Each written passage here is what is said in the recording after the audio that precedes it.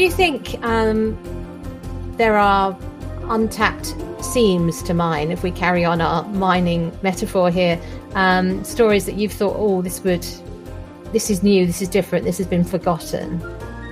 I think there are loads, and I think it is a case of digging below the things that are known, the Mabinogion and the stories of dragons and King Arthur and so on, and actually delving into these small bits of folklore and seeing what we can bring out of them, because some of them are almost not even stories, it's just fragments of bits. It's like the tappers in the mine. There are the story in my book. I had that was probably the one I had the most trouble with, because it's not really an actual story that goes with it. There is just a notion that there are fairy folk in the mines who will tap, and I had to come up with something to go with it. But there are instances of that could just provide great inspiration. There's actually a rock up in the hill where I live now. I moved house during lockdown, and I'm just outside Abergavenny now. And close to where I live, there's a standing stone. It was just left over from the quarry. When they closed the quarry, they stuck it there as a thing to say, we were here once. There's now a story around it that it was a farmer who was so cruel that his wife drowned herself in the River Usk, which is the one that runs just by the village. And he got turned to stone as a punishment. And every Midsummer's Eve, he will turn back into a person again and wander along the riverbank calling for his wife, who has got the good sense never to reply, probably. And then he returns to stone. And that's why the stone is there. And that one has quite fascinated me, because at some point, somebody, although knowing that it's just a stone from the quarry, came up with this whole thing, which has then become a bit of a local legend. I mean, things like that. I mean, standing stones are a great source of inspiration, of course. And I suppose in a few generations, the fact there was a quarry there, that part may be forgotten because that's everyday and less interesting. And people latch on to suicide, husband and wife, turning a stone. I mean, it's much more exciting, isn't it? It's a much more interesting story. Yeah. So we've touched on this a little, but in fact, what you've just spoke to has really illustrated this, that folklore hasn't stopped, that we're carrying on adding to it. Would you say that it retains in Wales a national flavour, something about being Welsh, or is it become more of a sort of human condition, universal story? I like to think that there is a different national flavour, and the same as there's a particular flavour for English and Scottish and Irish folklore. But of course, some of it is just, as the populations become more mobile and you get far more of a mix of people in different places, then I think the stories become more universal in a way. Yeah, I think there's probably two pools there. So in England, you wouldn't really say English, you'd say Cornish, Yorkshire, North East. You'd make it quite... True, it would be regional. The place you live in. So for me, I'm living in Oxfordshire. So it's the kind of world of Wind in the Willows and, Tolkien. It's that kind of rural hobbit stuff around here. So our most recent folklore is probably now known as great literature, which is just the sort of Wind in the Willows is a story about the Thames River down there. Somebody went and sat on the bank and said, hey, there was a mole. So we've got a lot of projections of our local environment that then ends up on the world stage. But I've got this feeling there's lots of things happening all around the place. Like David Armand is great at stories about his world up near Newcastle. I'm not sure what's happening in Cornwall. I've got to think about that, but other than Poldark, but we're not talking Poldark. There must be something, yes. Yeah, it's just me not having thought long enough about it.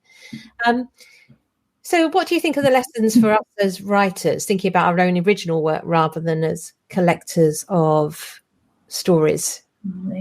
I think let your environment inspire you. Yeah. Because your relationship with your immediate surroundings is something that's unique to you. And so if that percolates through into the writing, it's going to give a flavour to your writing that is all yours and that nobody else can replicate. So be on the lookout for local stories and things. But also when you're walking around, look at the stone on the hill and think, oh, I wonder where that came from. Or the funny shaped tree or what have you. And just make a habit of making up stories. I think I like the specificity of it as well. Difficult word to say. Yeah. And I noticed this, it was one of the things that I absolutely adore about Tolkien is that it's not just a general tree, it's an oak or an elder or a elm, and they sit down beside a particular kind of river. So it's not just they sat at the banks of the river, you know, it's got a willow tree that with roots going in a certain way. And that sort of moving out of the general fog of description to something where you feel you're there, I think is a real art to make fantasy land as convincingly real. Yes, and seeing the landscape through the eyes of your characters. So almost as we as narrators, we'll be seeing the things through our own eyes and trying to convey that. But of course, your characters are not you. Yes. They might have aspects of you in them, but your characters are their own individual people. So to think about how your characters are actually going to see the landscape, what they will notice, the stories that might come into their heads as they look around at things, can be a real way of showing the connection between your character and the world that they're in, and then bringing both of them to life more. Yeah, and it's also that little one of those tips for show don't tell, you know. So if you want to introduce their idea of their religion or something, or the way they believe the world was made, you can do it through them looking at a stone cairn or you know, the hill over which the sun rises. I don't know, whatever, it depends. Or something that's significant to them. Yes. Yeah. And find the things that your character will care about in the world and pay attention to. Indeed. So Claire, it's wonderful that you've recently joined the team of tutors for the Oxford Centre for Fantasy, and you're an experienced teacher of creative writing. Are any of these worlds of myths and legends things which you find useful to bring into that teaching practice? Yes, I use them a lot, actually. I do a lot of creative writing classes in schools, and this year a lot of it has been focused on Welsh folk tales. And so whenever I go to a different school, I will try and look up something that is local to that school that I can tell them, and then get the kids to write a sequel to it, or use it as a spring-off point for coming up with their own ideas. And so I will show photographs, I will tell whatever stories I can find, and just use that as inspiration.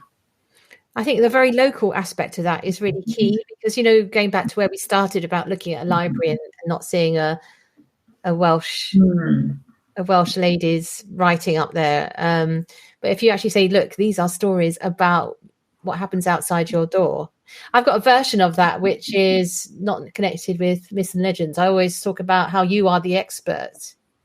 As a younger person, it's very hard to feel the expert on anything, because teachers tell you how much you don't know. Yes. Whereas that corner of the neighbourhood, that tree you swing on and make and climb, you are the absolute expert on that. That's your tree, your backyard. That's your, if you want to claim somewhere for a story. That is true, yes. And I find that children become, I know as a child, I would become very excited if I ever saw anything that sort of reminded me of my sort of home area, which didn't happen much in books. But the kids become so excited to find out that there are stories about their area, about their local rivers, and that they've got their own stories that are worth listening to.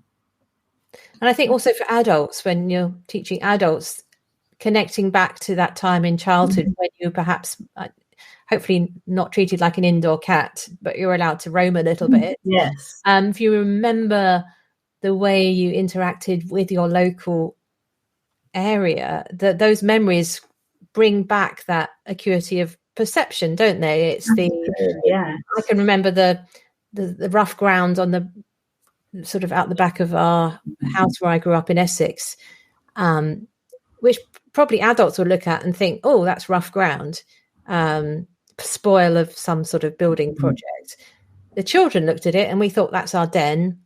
That's the den of the rival group over there. And we've got to hide here because it was near a golf course. We've got to hide here if we see any golfers.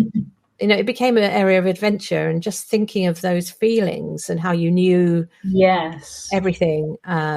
We tell stories about what other people had done there, accusing others of doing all sorts of nefarious things. It's just ripe with story, a tiny little patch of land. It is that sense, I think, you said that it's an area where there are stories, and there's a real physicality to interacting with your environment as a child, that you're clambering over things, you're feeling everything, you fall down, you graze your knees, you get back up again, which an adult might, you said, just walk across that rough patch of ground without paying it any attention.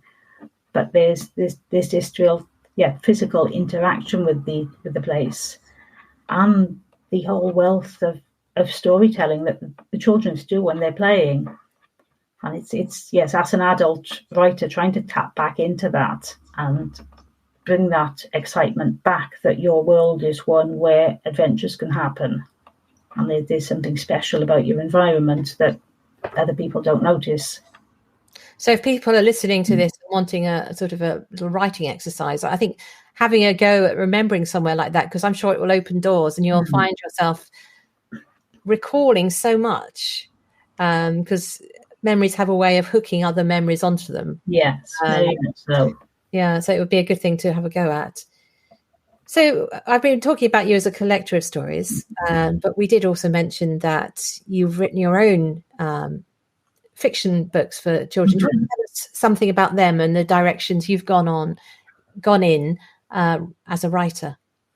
Okay, well, the first book, I'm holding it up here, and nobody can see it because this is a podcast. No, there will be a visual version of this as well. Oh, okay, right. But I think...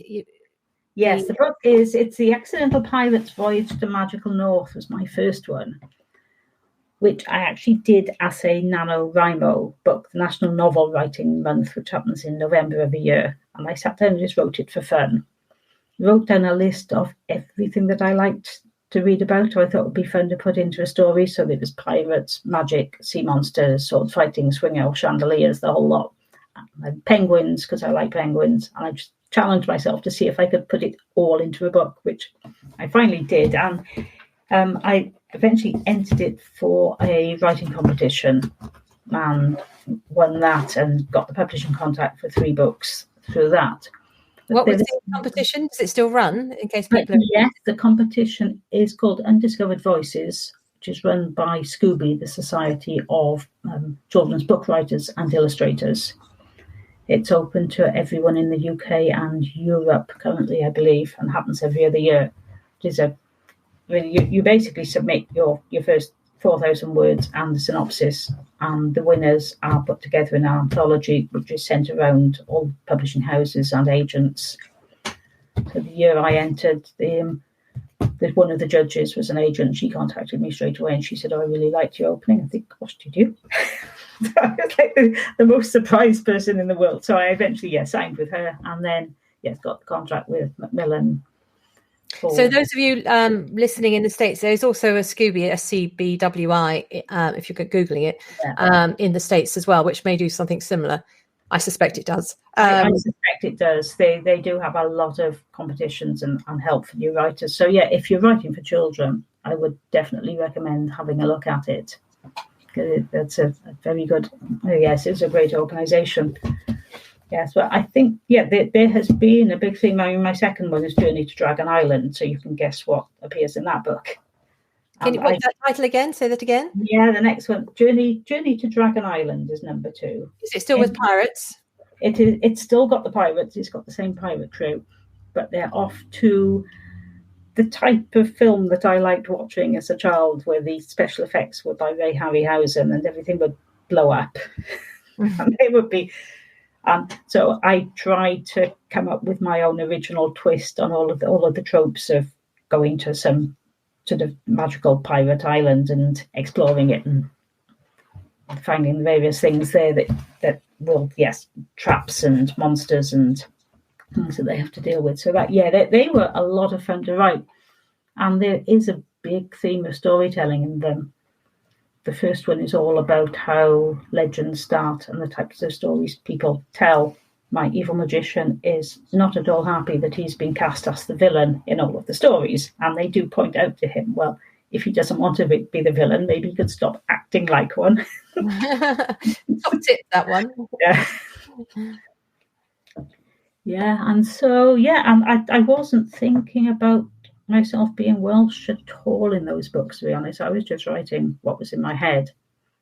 And that actually, what you've just said is important, because we're passing through a phase now of huge, like, focus on identity, which is obviously a reaction to the lack of representation and diversity in literature. Back to the days of the white men with beards, as you started saying. But it also, there is a pressure now on people to somehow speak for a group. So I'm speaking for the Welsh. I'm speaking for women born in Essex, for me. Having to swim upstream from the Towie, the only way is Essex influence here. For those of you in the States listening to this, there's a particular program, reality TV program, which has set the sort of image of people from the place I came from. So I'm trying to suggest they're not all like that. But we end up sort of carrying the can, and mine is less obvious. But if you're somebody from a different ethnic background or gender, all that stuff, sometimes it's just nice just to write as yourself and not feel I've got to be. Yes, that is true. Yes, rather than feeling that you're representing the whole group, because to some extent you can represent the group, as in you sort of, if you identify with a particular thing. I mean, I now very much identify with being Welsh, but I'm still me, and me being Welsh is very different from somebody down the road who's also Welsh, or somebody up north who's Welsh. We have very different experiences of living in the country. There's actually a very interesting book of essays that came out this year called Welsh Plural. To anybody wanting to look at Welsh culture and writing, they're great. It's a mixture of about 25 different writers just writing about their experiences of living in the country and how they perceive themselves. So we always end, coming to the end, I suppose I've gone back to near where we started. We always end with deciding where in all the fantasy worlds is the best place for something. And because one of the unique things about Wales is its history of mining, slate mining, coal mining, gold mining, under the Romans, I think gold mines, weren't there? Yeah.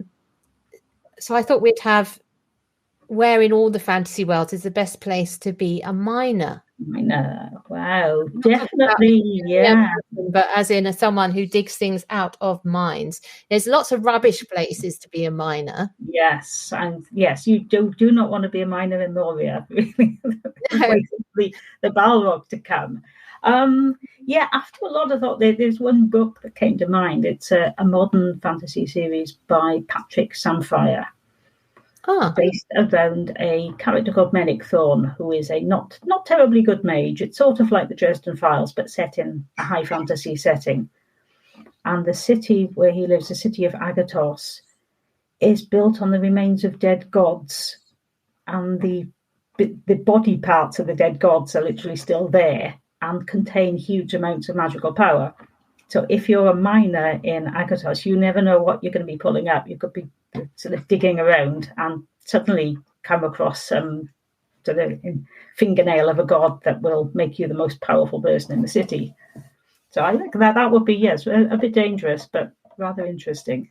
So can you repeat the name of that book again? Yes, so the series is called, it's the Mennick Thorne series by Patrick Samphire. The first book in the series is Shadow of a Dead God.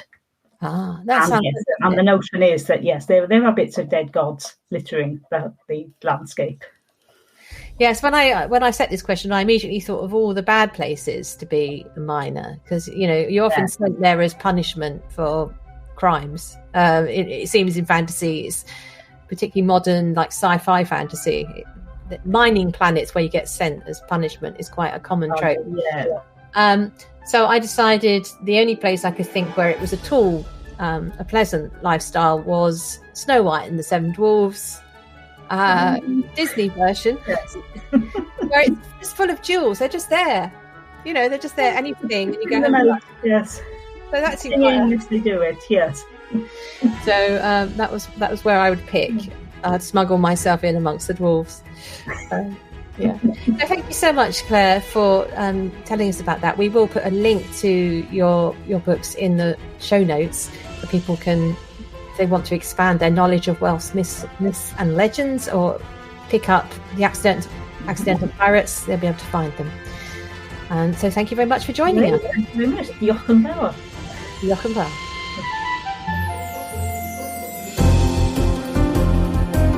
Thanks for listening to Mythmakers Podcast, brought to you by the Oxford Centre for Fantasy. Visit oxfordcenterforfantasy.org to join in the fun. Find out about our online courses, in-person stays in Oxford, plus visit our shop for great gifts. Tell a friend and subscribe wherever you find your favourite podcasts worldwide.